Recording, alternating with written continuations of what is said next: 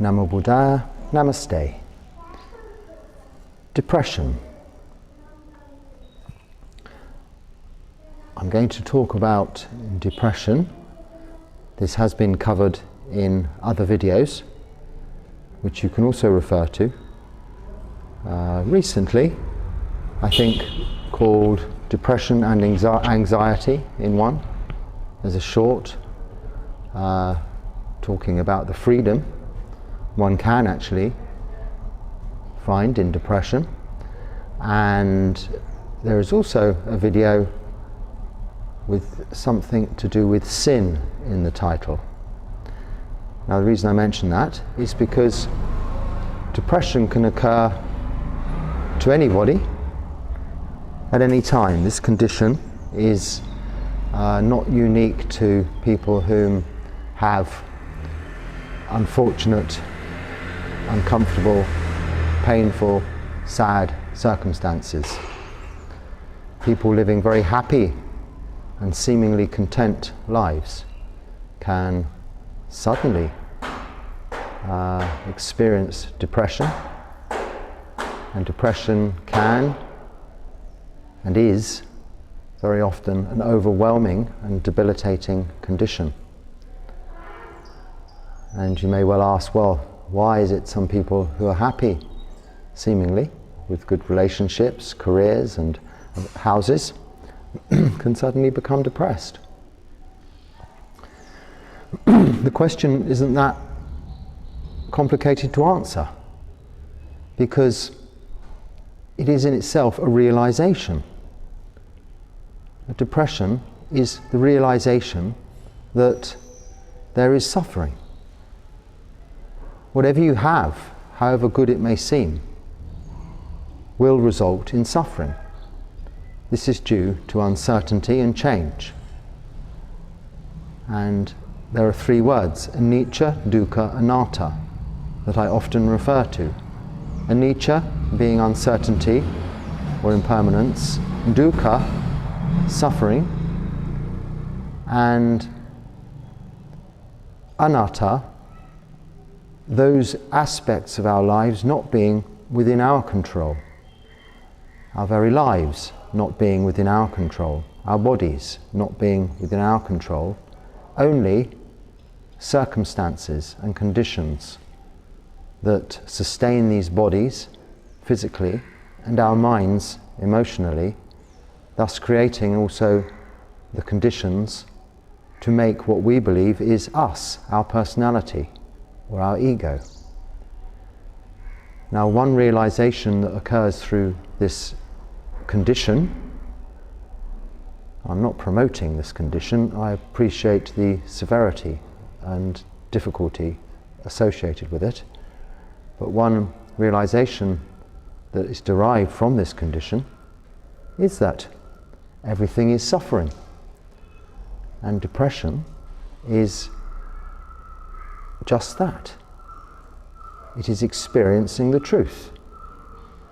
But it's not coming to you with the answer. It's not coming to you with the cause of suffering or the knowledge that there is an end to suffering or a path leading to the end of suffering. This is why depression can seem like a trap. It can seem not only difficult, it can seem impossible to escape from.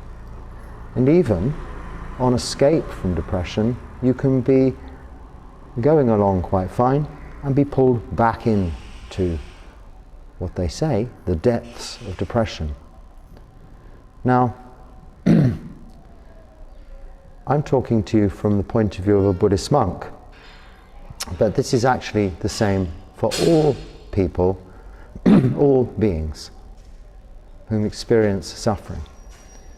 There is an end to suffering, and there is a path leading to the end of suffering. Now, I mentioned at the beginning a video about sin. Now, a lot of people are in very difficult situations at the moment, either through external conditions or through internal conditions they have brought about themselves through regret, guilt, shame of things they may have done in the past. This is a very common inquiry I get. They believe their condition of depression and suffering is a result of karma.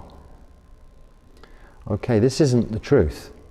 The truth is we cannot, one of the questions that the Buddha said cannot be pondered, should not be considered, because it is unanswerable, is the question of karma and the mechanics of karma, how this works exactly, how you experience the results of former actions. Karma just means action, and good actions result in good things, bad actions in bad things, but not necessarily straight away.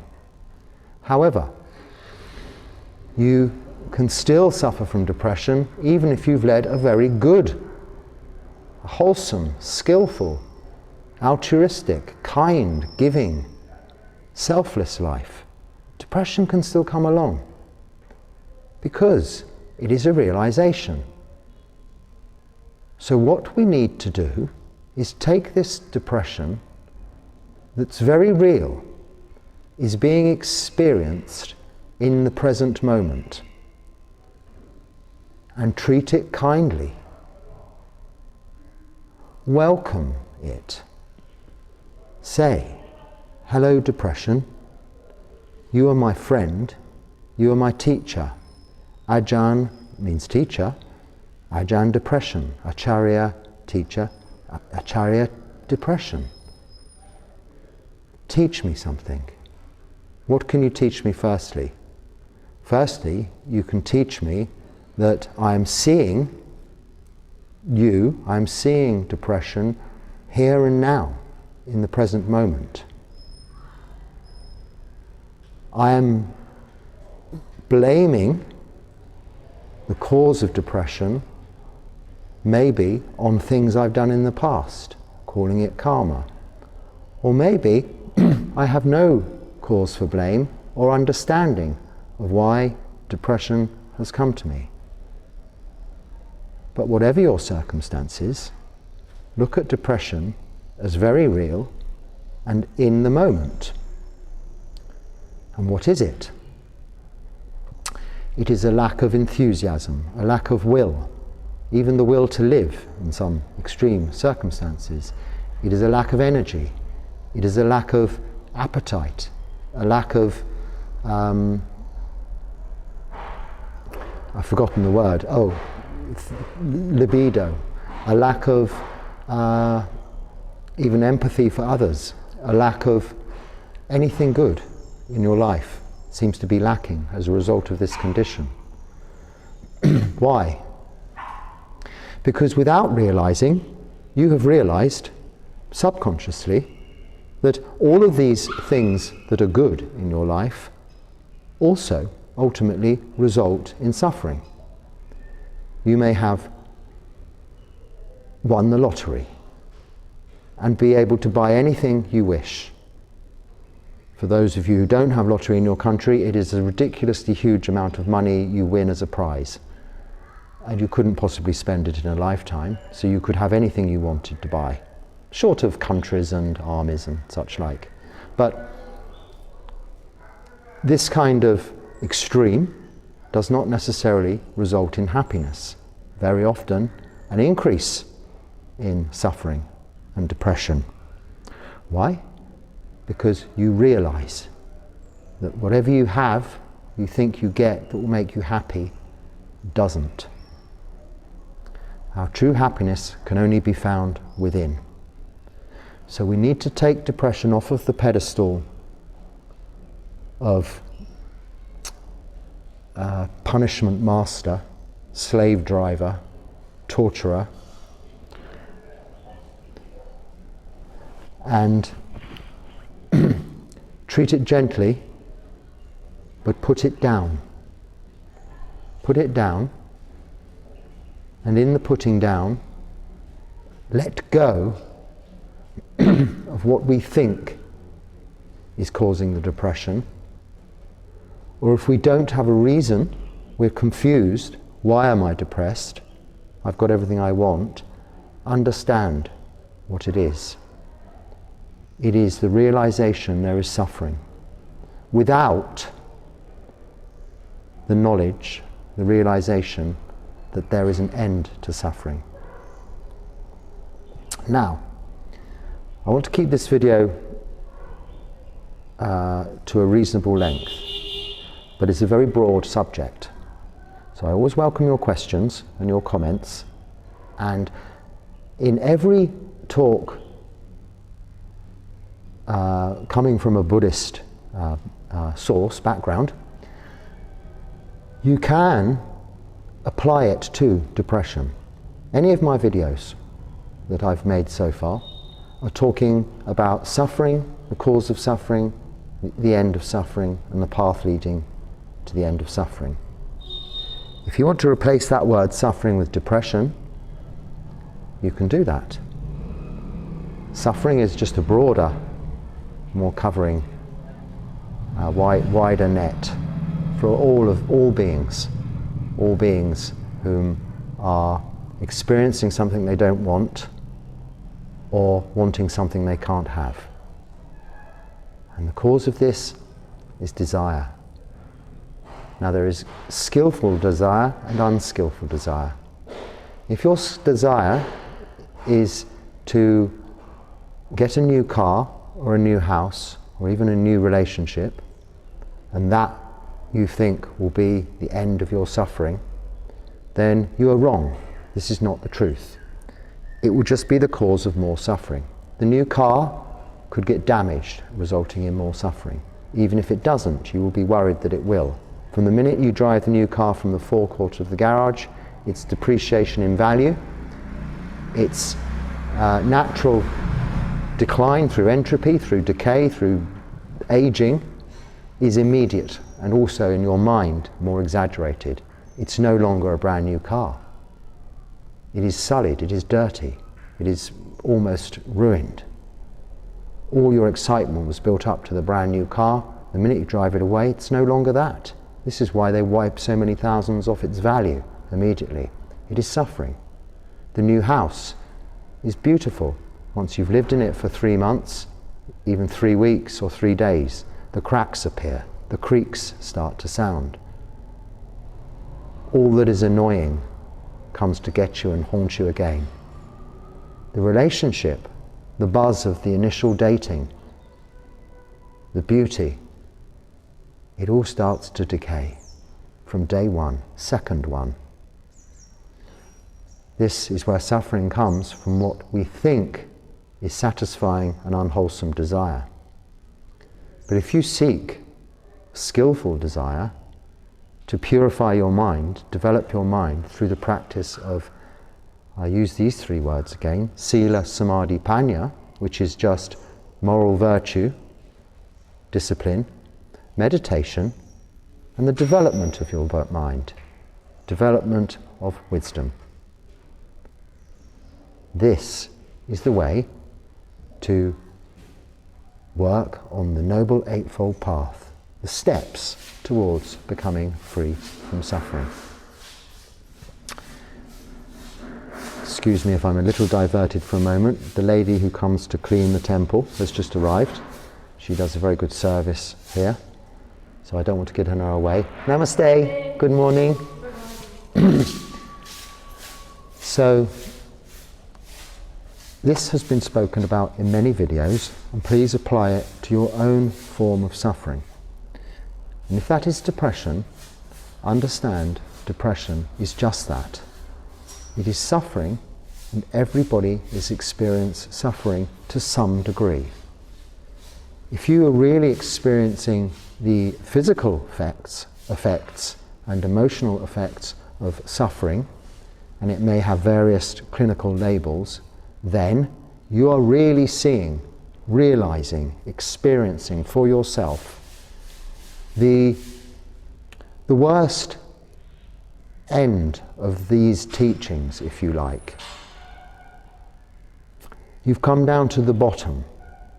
They say you have to reach rock bottom before you can go any further. In some cases, you know, with things. But, excuse me, I'm getting bitten to death here. Not to death, of course. I'm trying not to damage any mosquitoes, but they're getting me a lot. Excuse me. When you reach the bottom, they say the only way is up.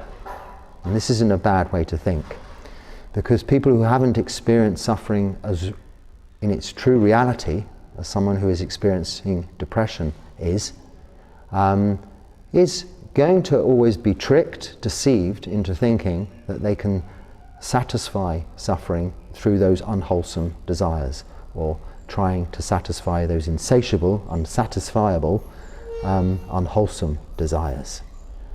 And of course this is not true. But when you are experiencing suffering of the depression kind, you actually lose a lot of these desires. You lose your appetite, and I think I've already said this, the appetite for what you thought was good in your life, all of these things. So you've come to that realization. Now you need to find the way out. Now, this is where it can go a bit wrong. Firstly, excuse me, I'm a monk, I'm not a doctor, and I am talking from experience, my own experience from a long time ago, but we're all, each and every one of us, very different. And one must always firstly adhere to one's qualified professional doctor, psychiatrist, clinical physician, whatever you call them, firstly, and abide by their instructions, and any prescribed medication you are on should be adhered to before you make any changes in your life. Whomever you see on YouTube or in real life, stick by your doctor who's known you through your history, and stick to the medication. That's just, I'm just saying that to make sure that I'm not interfering with anything that doesn't need to be interfered with. Because it's okay to keep those things going. But where it can go wrong is people will, to get out of depression, take their own ideas of medication, self-medicate through drinking alcohol, smoking marijuana, taking some other drugs, or even buying their own prescription drugs without prescription from a doctor. This is not going to work. Now, I was going to say not me, these teachings, and you don't even have to call them Buddhism, but what the Buddha taught can help you, will help you be free from suffering, will help you make depression your teacher and your friend, and your springboard into happiness, but not happiness of a temporary nature to fall back into depression, contentment.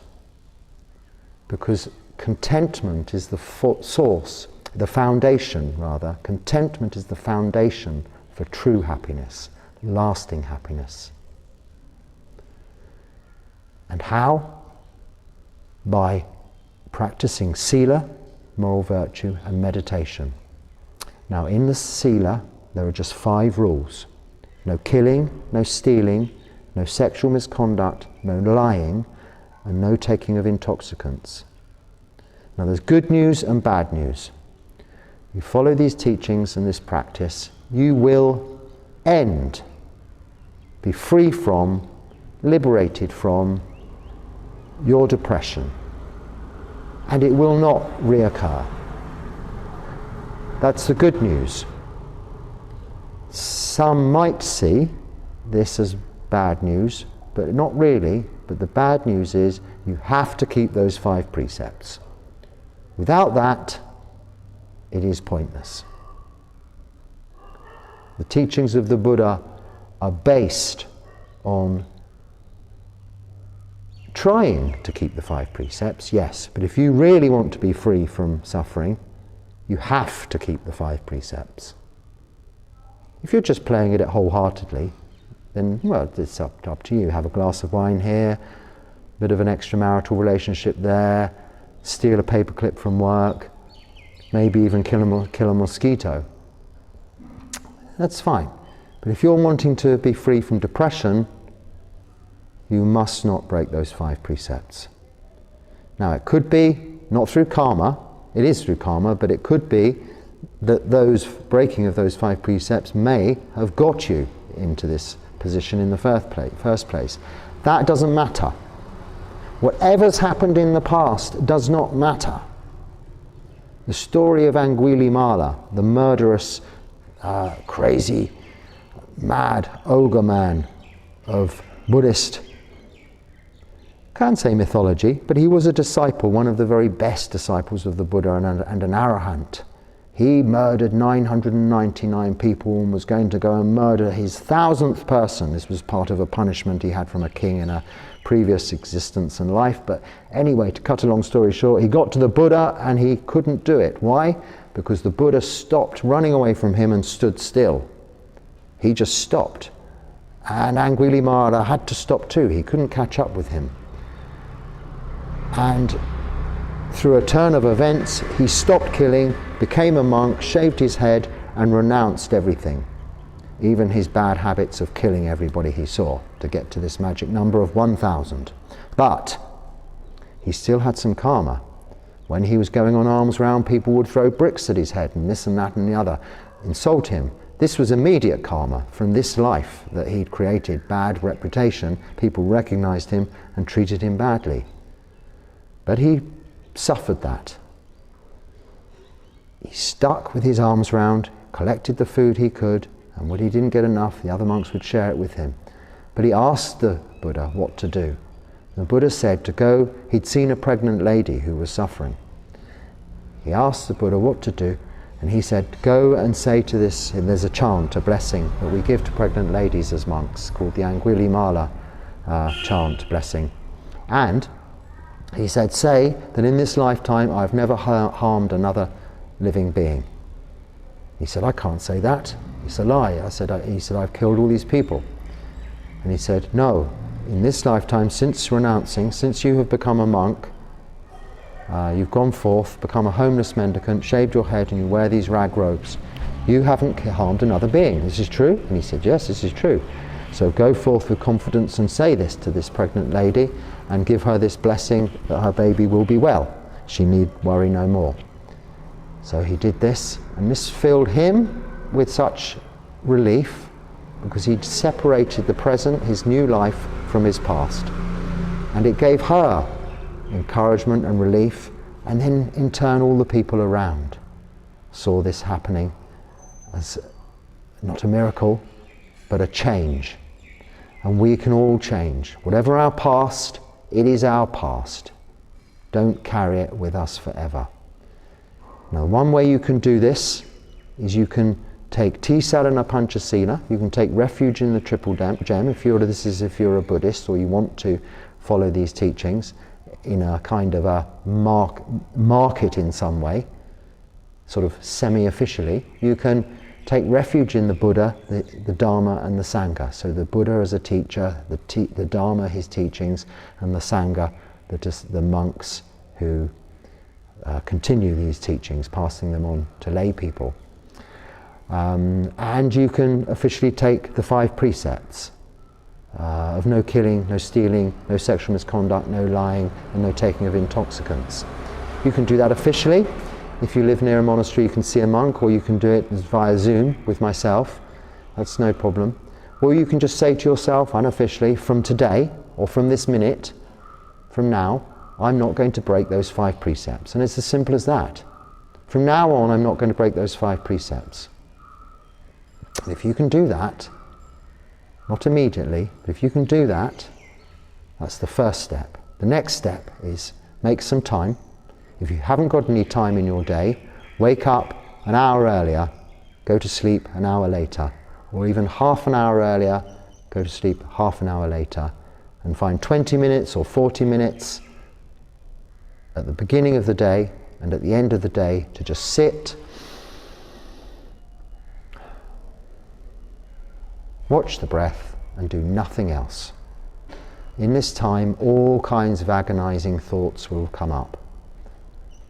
But don't react, don't act on them, just watch the mind. Watch how busy it is with all these ideas, these realizations it's having.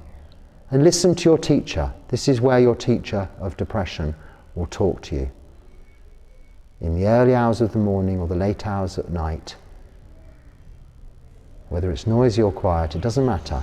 With your eyes closed, hearing the sounds, hearing the silence between the sounds. Breathing in, breathing out, watching the breath. And just seeing the mind racing with all these thoughts here and there. Just sit and do this. Now, a very long time ago, I was very depressed, had some very big depression problems. Even a long time before I'd heard of Buddhism. At least 5 years before I'd heard of Buddhism, but I'd started meditating like this, exactly like this. Someone told me to do this, what I'm telling you to do. And within, maybe not days, but certainly not weeks, that depression was like some curtains that had been closed. A crack appeared, and then they started to just slowly part. And the more they parted, the quicker it went, and it was like this.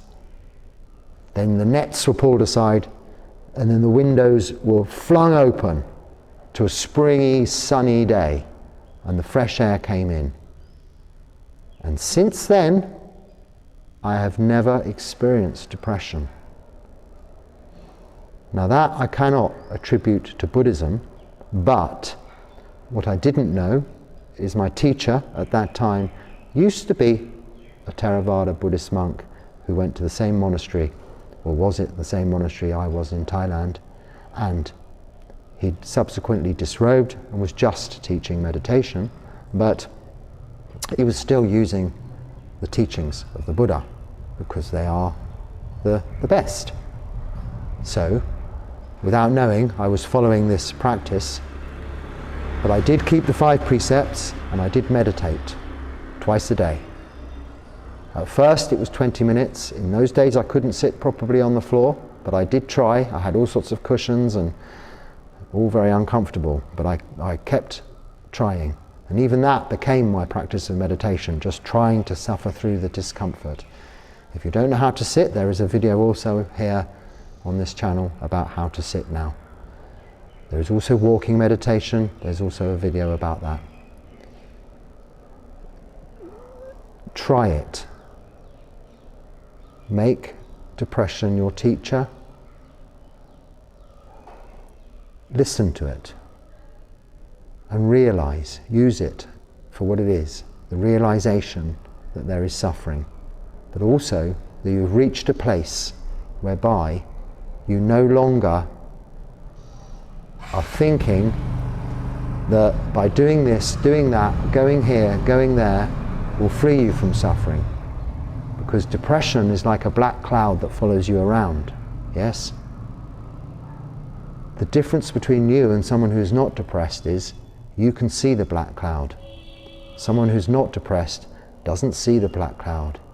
They see the blue skies, but they don't see the storm on the horizon. It's coming to get them. You're ahead. You're ahead of the game. You're at the start of the race. You've finished with this game of samsara, of trying to trick yourself into happiness, and you've now put yourself on the starting blocks of the race towards a fulfilling and more stable form of happiness as a result of contentment from fewer desires and ultimately none but wholesome desires, and a very large step towards what we call in Buddhism Nibbana, but whatever your faith or beliefs or non-beliefs, is a place of calmness, peace and happiness. Most people watching these kind of videos have some realization of dissatisfaction in their lives. Everybody has suffering and dissatisfaction in their lives, but not everybody realizes it. So most people watching these kinds of videos have some kind of realization. If you're suffering from this depression, then you will certainly have more realization than others, because you are experiencing it mentally and physically. You're experiencing, though, only the truth of suffering, and you can also, as a result of this, experience the truth of freedom from suffering, the end of suffering. So, keep the precepts, meditate, and then the fifth, panya, wisdom, understanding, mental development, will come to you by this realization, through your teacher, depression. Look after it, and look after yourself. Be kind to it, and be kind to yourself. Appreciate it is there and real, not just a word. It's an emotion, a feeling. But know it as just that. Like everything, it is impermanent. It will go away. If you were feeling immensely happy and joyous all of the time, similarly, that is impermanent and will go away. After the happiness and joyousness goes away, you would then feel, well, disappointed, sad, depressed. But after your depression goes away, what will you feel? Not disappointed, sad and depressed, not necessarily happy and joyous either, but relief, free, liberated, and emotionally clear. So try this, and I hope that I've helped in some way, and this is a subject that will come up probably time and time again. May you be happy, may you be well, may you practice meditation, and may that practice be fruitful and lead you to the path of Nibbana. Namo Buddhaya, Sukhi Hotu, Sukhi Hotu, Sukhi Hotu.